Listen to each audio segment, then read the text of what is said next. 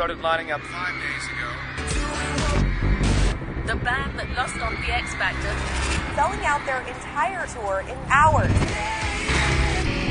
Because of you, we're number one in 37 countries. We never expected any of this to happen. What a night, what a night.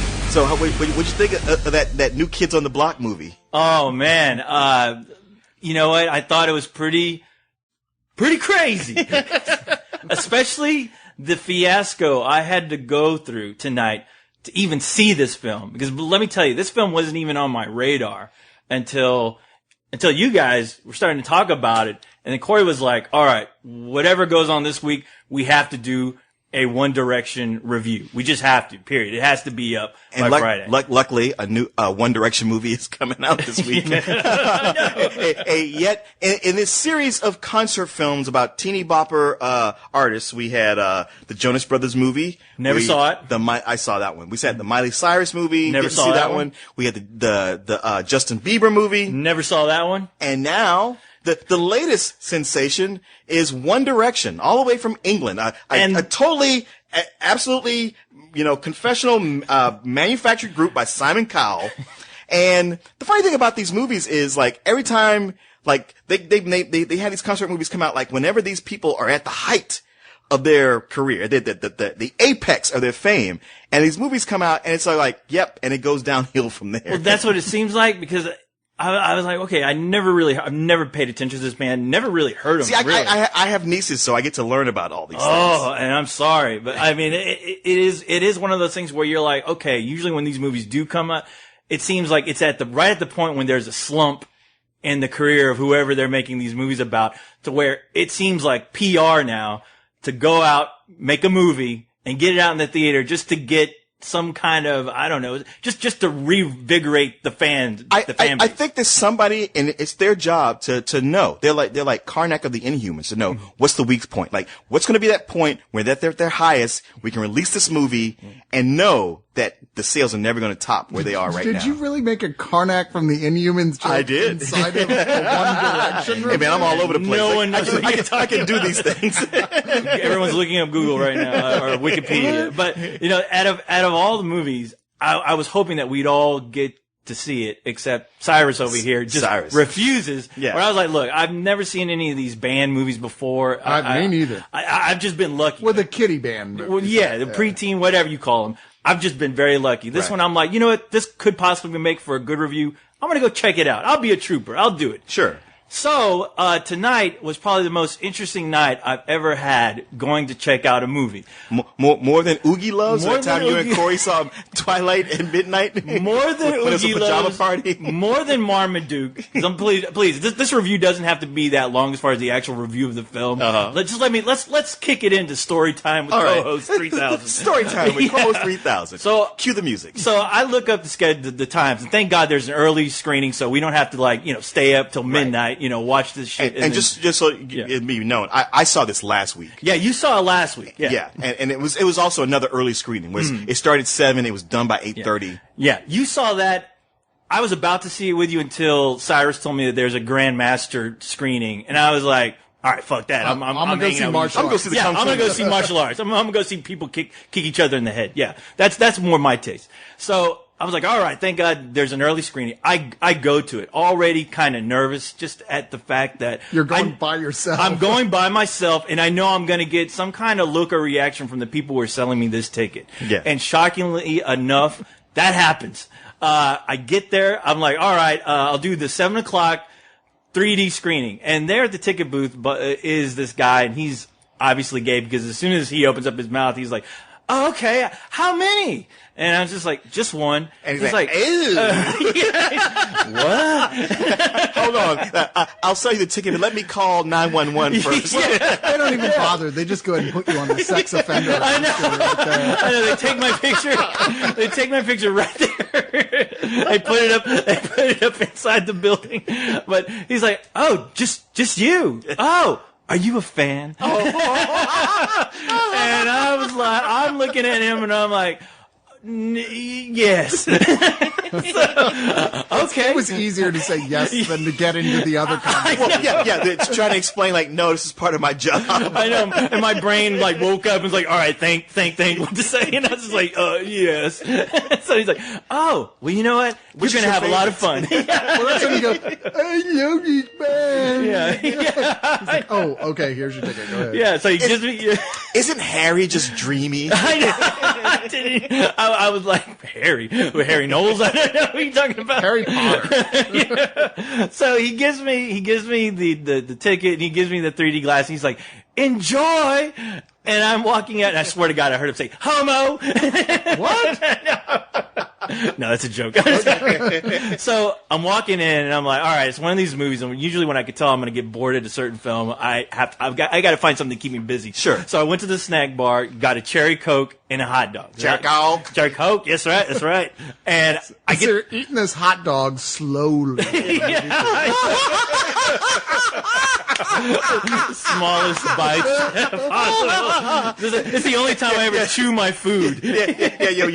Were you lovingly sucking on that hot dog? Oh, It's like, I don't want it to go to waste. You gotta hold it in your mouth for a while. Get all the flavor. You gotta cradle the back of the bun. I was at the concession stand trying to keep myself busy there. Like I was chef co-host with the hot dog, like putting in just little bits of mustard, rotating the hot dog, finding the relish, putting it evenly Do you have across. any onion? I mean, that would really make this. No, purple onions. Yeah, do you have purple? The whites are too spicy. I will wait until you guys bust out the purple onions, chop them finely, because that's how I like them, minced. That's how I like them, minced. And I'm going to wait here. So I get the food.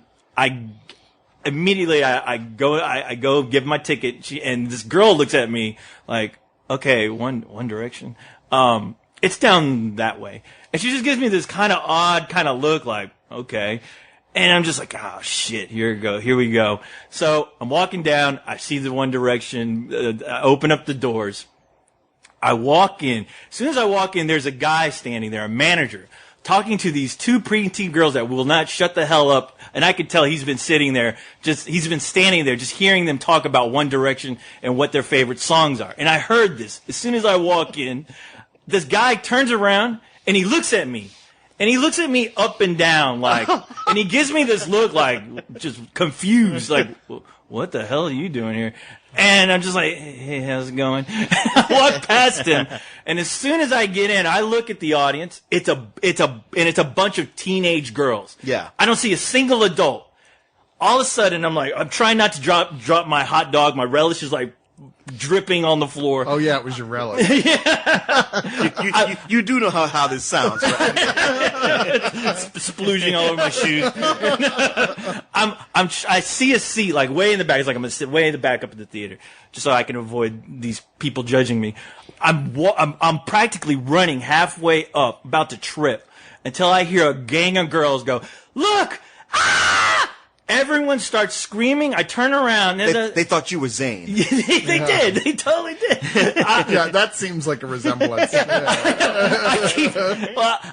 like, what the hell? And I thought there was somebody behind me, like maybe one of their girlfriends or something came in. But no, they're staring at me going, oh yeah, woo! They get up. It's like, you are the coolest, most amazing dad ever. And I'm there with my hot dog looking around like, I don't have any kids. Who are they talking to? Like, yeah! And then one girl goes, I wish you were my dad! Woo! We can work with that! Yeah. So they are screaming like, yeah! Standing ovation, I shit you not. Wow. And I'm standing there looking like Ash from Evil Dead 2 with my hot dog in one hand, my cherry coke in the other going, no! No! So, I was trying to remember the scene in Evil Dead 2 where Ash had movie theater concessions, but I know what you mean. So as soon as I think that's crazy enough, what happens? I start to see flashes of light, and I'm like, oh god, and they are taking pictures of me with their cell phones, excited, like cheering, go woo! And I'm just like, oh no, oh god, no. Oh, you were so good on the sex offender website. I'm so fucked. And I just kind of like, okay, nervously I run up to the seat and I sit down and I turn around. These two teenage girls turn around and look at me. And they kind of start to wonder, where are his kids? Like, and then one of the girls looked at me, and she looked at me, and she was like, "Are you a guy directioner?" And I was like, "What? What?" Oh, Jesus. There's a term for it? Yes, apparently there's a term, and I was like, "Okay, what is this?" It's their equivalent of a brony. Yeah, exactly. And I was like, I had to ask her one more time. Let me make sure I'm saying this right. Yeah, a guy directioner. And I was like, okay, is that the guy version of a fan? She's like, yeah. And I was like, no, I'm a movie reviewer. Oh no, you did not say that. I did.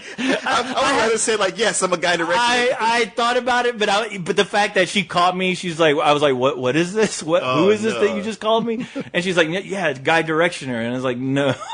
So I'm just like, look, I'm just here to review the movie. Please, this is already awkward enough, but if anybody asks, can you guys just say that you're my daughters?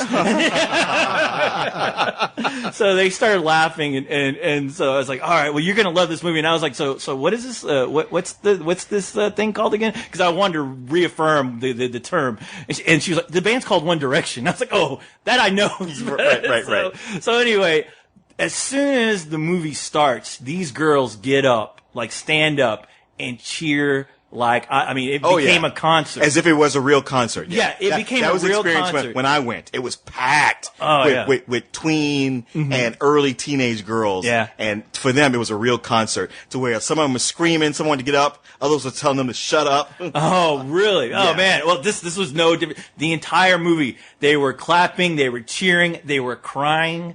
I really felt like I felt so strange being there. It's like I infiltrated the One Direction hive, and I was like, you know what?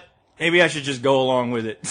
Sure. So you stood up and started cheering? I did. I cried too. You know what? There's a point though when the movie was starting that they started saying this chant.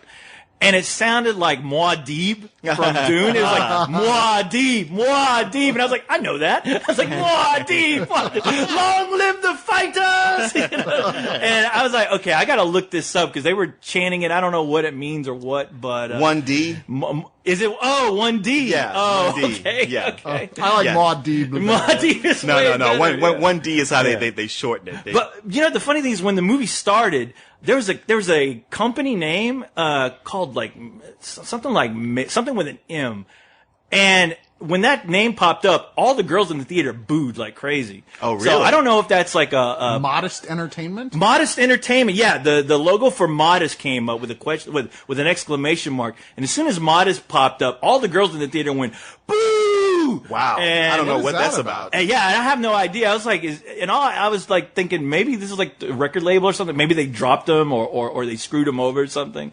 But I'm sure somebody in the comment section will let us know. Maybe. So, but anyway, yeah, this shit was fucking crazy, man. And watching the movie along with this racket was quite an experience. I have to admit. It sounds like it because mine was similar but much more tame than that. Uh-huh. I mean, maybe it's because it was so much earlier, and I don't know, but I mean, like I said, it was packed with those girls, and they were going nuts over this shit as if it was a real concert, but not all that. It wasn't a big circus like what you're describing. Yeah, you didn't get cameras and yeah. No, I felt like I was in that fucking band. I was like, I love this. I weep for the future. I don't. I'm gonna I'm gonna go to another midnight screening so I can get that kind of treatment. Yeah, look.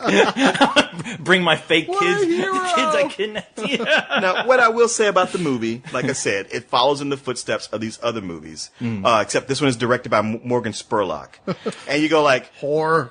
well, and the thing is, like, you know, Morgan Spurlock got a lot of street cred for Super Size Me, which actually, if you do any like just a tiny bit of research, you find out that Super Size Me was like really full of a lot of bullshit. Yeah. I was pretty shocked when I saw that name as a director. I was like, really? That's a movie for people who already hate fast food, who want vindication Yes. for hating fast food. Yes, it's so much so that they aren't going to look at how much he fudges the facts. I was like, maybe he's going to treat this like fast food music. Well, this and is he's the gonna say, equivalent. Yeah, except Yeah. here he's like engaged with it instead of like his point to tear it down. In fact, this wasn't the first of these movies that he tried to get. He actually was negotiating, trying to get to be the guy on the Justin Bieber movie and the Miley Cyrus film. Okay. He tried to get both those first until he got this one. Whore.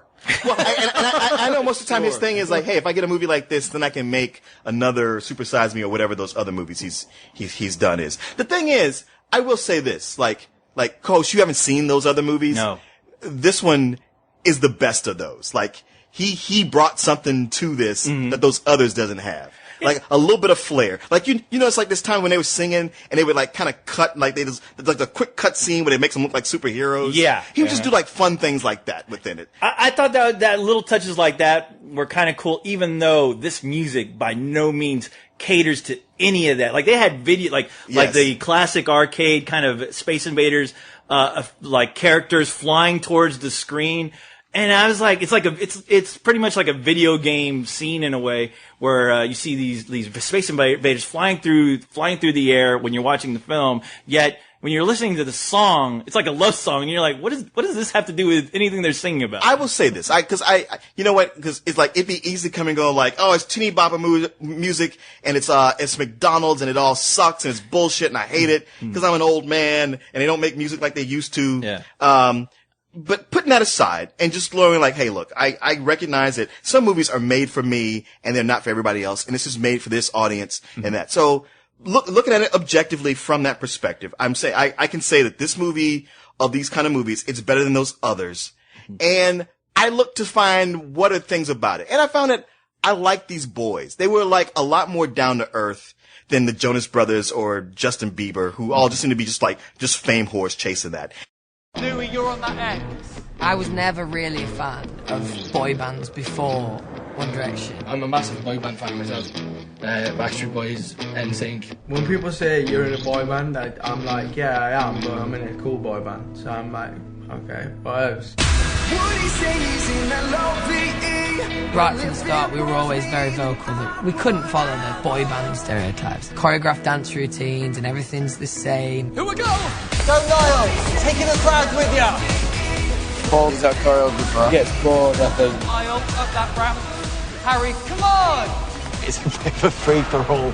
They hate dancing with a passion. And what I found was like, I was like, I kind of feel sorry for these kids because Simon Cowell just kind of Frankenstein this whole thing together to make them super famous for what's going to be, maybe 3 years, and then they're going to be left to their own devices. Yeah. I like the kids. I like what Morgan Spurlock did with the movie. I liked everything about it except the music. Well, when it came to the music, I was just like, man, I want to like this more. But these songs also, I can't tell one song from the other one.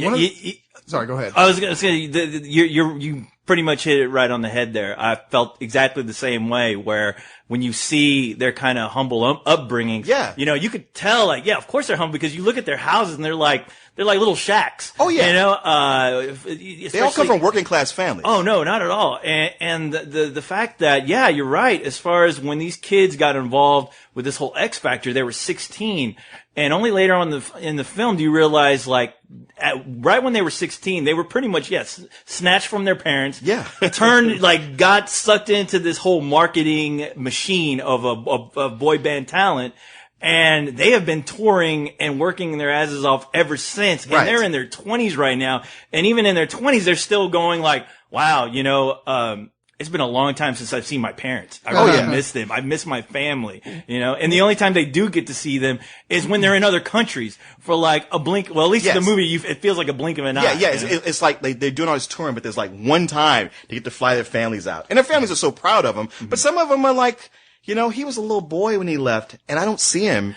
And like the dads are like, I wanted to teach him about the world, but he's seen more of the world than I have. Well, I don't have anything I can teach him. That's one thing a lot of the press have commented about this movie. Say what it is. It's not for adults. But that being said, like, it actually humanizes these kids more than these films ever usually do. It totally Even does. to the point of showing that they're somewhat aware that there's a ticking clock on their celebrity, and they show that. And yeah. I mean, I thought that was bold. I mean, they don't go into it enough, and that'll be the movie that these kids make when they're in their late 20s. Yeah. That's what you keep wondering, because, I mean, there is a part, I think you and I were talking about it before we did this, when we were doing the other reviews, where, we got into discussion about, okay, which one of these guys is going to be gay? Yeah. And which one of them is going to end up doing the Justin Timberlake thing? You know? And which is going to turn to drugs. Yeah, that's what I found myself doing. I'm like, okay, between the 5 of them, who's gonna do what? And I'm like, okay, Louis is totally setting off my gaydar. But, But okay, did you get that too? I completely got that. It was every time. He even talked about like working at Toys R Us. Yes. Playing the keyboards at Toys R Us and hoping to like have a girl notice him. I was like, man, this guy just seems uncomfortable even saying that sentence. He looks uncomfortable as hell. Yeah.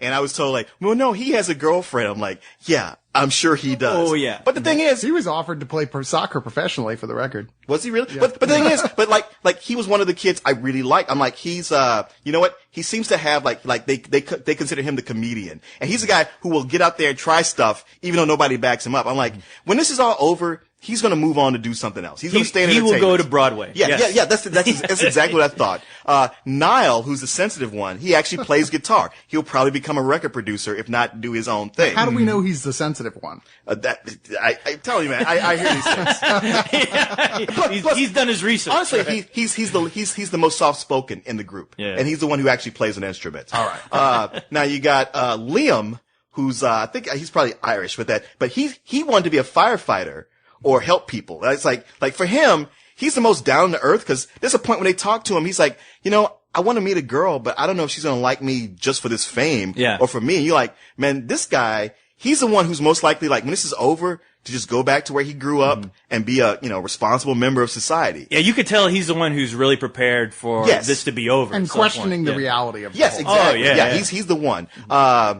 Let's see, Harry. Harry's the one, like, he's probably the most famous. He's got the most personality. He even goes back to the bakery he worked in. All the old women like him. He's the guy who I think, like, okay, he could stay in entertainment and just be a personality, like a game show host, just pop up on things. Everybody likes him. I see him as a bad actor. I think he's going to make that transition to acting. You're right. He might actually go on to be in a real band. He was in a band before all of this, apparently, a real band called White Eskimo. Like I said, he seems like he can stay in it because he has something about him. And the girls were flipping out every time he was on stage. Yes. Every time he took off his shirt. Where there was a lot of moments where they're just, you see them skinny as fuck, right. almost anorexic. Oh yeah, I know. Girls are flipping out, going, I know. You're right. You're so right about that. And all so the many tattoos. moments. That's the other thing. Like all the tattoos this guy had, I'm like, okay, this guy is probably going to go off, and he's probably going to make himself have a darker image at some point. He seems just like to go in that direction. Now Zayn, I believe he's half Iranian. Mm-hmm. Now he's the pretty boy of the group, and him, he's the one I'm most worried about. That's the guy who's going to end up having a life of drugs. Yeah, exactly. You got that feeling too, right? Completely. Yeah. Anytime a guy is spray painting his room to make it look like the most ghetto ass train ever, especially spray painting Batman all over the place. I know. He's a huge Batman fan, and it's graffiti and Batman in his room. He's like, now that he's rich, he's like, my mom wouldn't let me paint, so now I just paint all the time in my bedroom with spray paint. It's like, hey, dumbass, you're killing your brain cells. I know. His room looks like one of them trains from Beach Street back in the 80s. but I mean, he's the most confident when he's singing, but he's all about being pretty and singing. I'm like, man, when this ends, he's not going to be prepared for what has to come next. He's most likely, he's the one who's going to be on drugs and singing in hotels. Somewhere. Well, there was a cool moment with it. Cause I'm a sucker for these types of moments where these kids, they have all this fame, they make all this money, and what do? They buy their mom a house. And that was, as much as I've seen that where it's like, oh, it's so cliche of an artist to do that. But hey, it's your mother. It was still kind of heartwarming to see that. Because the sad thing about it is that they had to like communicate on the telephone. Oh yeah. And you're just thinking, wow, the kid is still like, wow, I wish I could see you. I wish I could be there to walk you around this house. And you're just like thinking, the mom is crying because it's like, yeah, it seems like I haven't seen you in forever. And I'm just like, oh God, stop. Let's move on to the next scene before I actually have some emotion. Coach, you're totally right. There are those genuine moments. I mean, you get a lot of genuine moments with these kids because, like I say, with the Jonas Brothers movie, it just seemed all about them just trying to go like, look how popular these guys are with teenage girls. Yeah. Look how much our fans love us. Look how much they love us. Hey, look, now we're out in the audience. pretty much pantomiming spraying cum on all these teenage girls. No, there really is a scene like that in the movie. And at the end, you're like, well, what was that? And then with Justin Bieber, it's like, oh, really? He's a good kid. It's like, no, he's a kid raised by a single mom who let her like tiny son go out and sing on the streets with a guitar all day long. He had no supervision. All he's doing is chasing fame. Yeah. This is empty. This is making me sick. It's irresponsible parenting. Yeah. And here, it's like, okay, it sucks that these kids are caught up in this thing. And they even, like I said, they realize, they go like, wow, you know what? We're kids and we're having the best time of our lives. What's the rest of our life going to be like? And it's almost like Marcus Spurlock just like turned the camera off, like, oh shit. they realized. Well, you hope let's move on to the next scene through the curtain with a wizard behind the curtain. It's probably Harvey Weinstein or somebody terrible like that. I love how they describe just their fame and how early they got it as almost like a Benjamin Button scenario. Yeah, that's right. Where it's like, they get all the fame first and then they move backwards into having like a small and very simple life, they hope. But the biggest thing that really blew my mind watching this was seeing all of Cyrus's heroes on the screen proclaiming their adoration about One Direction. Oh my God. Martin Scorsese. What are you talking about? Martin Scorsese shows up. Chris Rock. Yeah, Martin Scorsese shows up with they have to be his grandkids. There's no way it could be his kids, because I'm like, damn, dude, you still pumping out babies. But his grandkids show up and he's there and he's like talking to the guys like, hey, I'm a big fan. Honestly, me and the girls, we switch CDs, but I'm actually a fan of yours. And I'm sitting there going, what the fuck? Yeah, Chris Rock is doing it and you going, you a goddamn lie. You're only here because it was what you had to do to get your kids to meet them. to respect you and to actually like you and for you what don't get on when Morgan Spurlock's sitting there with the camera. This is the movie. You're not like, yeah. Right. I'm just here because of my kids. This isn't music. Well, it's just hilarious because Chris Rock, his mug is all up in the camera going, yeah, I'm a fan. Yeah, well, so whatever. What do you want to do? You want to fight me? Yeah, I love these guys. So what? He's like, no, you don't. These are my heroes. I was like, okay, Scorsese. Well, Henry Rollins showed up. Yeah, Henry Rollins. Yeah. Robert Smith of The Cure was there. Yes. I mean, man, even Joe Biafra from Dead Kennedy. Shut up. He was there with his One Direction banner. I love you guys. Oh, it was I might crazy. have believed you with the first two, but Joe Biafra is where I go. Yeah, no, that didn't happen. Oh man, but other than that, I mean, I guess we can just go on to the rating here. My thing is like with movies like this, I don't know how to review them because even when I did this for the Justin Bieber movie, I was like, look, it's gonna really appeal to the people it's meant for. Yeah. And I'm not one of those people. It's hard for me to even slap any kind of rating on this. Just do it. Because I can't tell somebody who's like me, like what they should, how much they should pay to see it. I've been telling them like, don't go see it. If you don't like this music, there's no point in you seeing this. I would hope to think that fans, or just anyone who listens to us can tell, like, as the ratings we give, as far as what we perceive, how much we're getting out of it, as opposed to the people who are really going to love it. So even if you give this like a matinee, to the fans are going to think, okay, that's a full price, or that's even better. I know. It's better than I know. sex, Our fans are so hyperbolic. Yeah, well, fuck them. But I mean, just give them, give the audience what you feel. Let it come from the heart.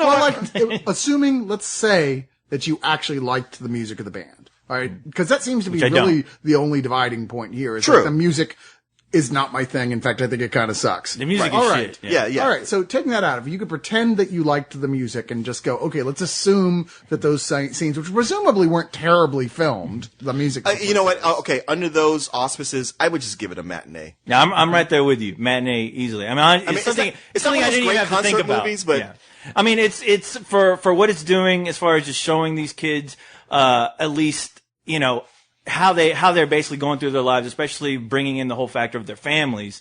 It's one of those things where I'm like, well, I hope a movie like this gets even deeper. Yet, I had to stop and realize that, wait, it really can't get that much deeper because these kids haven't really lived like real lives. So this is kind of it, it's kind of spelled out for you. But saying that, the music, I don't understand. I don't get it. It's pretty bad. It's where you could say, wow, I was never a fan of New Kids on the Block, but those songs are memorable, catchy. Even some of the 90s boy bands where it's like, okay, there's something a little catchy there I can see, I can understand. This, not at all. I was really trying to find one song to find like something catchy or hooky just to go, okay. There was one song they had, Teenage Dirtbag, which is like the kind of song like I wouldn't even expect them to sing. Yeah. And I was like, okay, I don't like their arrangement, but these are interesting lyrics. Is that a Ramones cover? Well, actually, what it turns out is Dead Kennedy's cover. It's not a B-side. It's not one of their songs. It's something that some other kid made that like a YouTube video.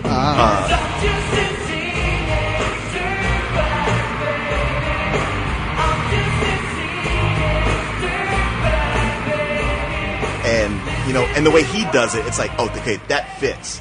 This is almost like somebody going like, let's do a lounge version. Like if Richard Cheese decided to do a version. I saw one of the singers, I think the lead singer kid or whatever, is really into Frank Sinatra and all that stuff. You know what? One of the problems with this band is that it's a 5-man boy band, but they all get equal time to sing. Like every song, they make sure that all 5 of them sing. So it's a band by committee. And that's one of the big problems. It's like, you don't have that guy, okay, he's the main singer. Because it's almost like it's negotiated. Like, we all gotta get a part in it. It's like, okay, that blends it all out. That's kind of the definition of a boy band, isn't it? No. Like, you might have somebody who leads one song and everybody else backs them up. Oh, okay. And they switch out. The Justin Timberlakes, you know. Yeah. But this is like every song, they all get an equal part of each song. Alright, so this feels more like somebody you'd see performing at Disney World than it really does. I mean, you know what?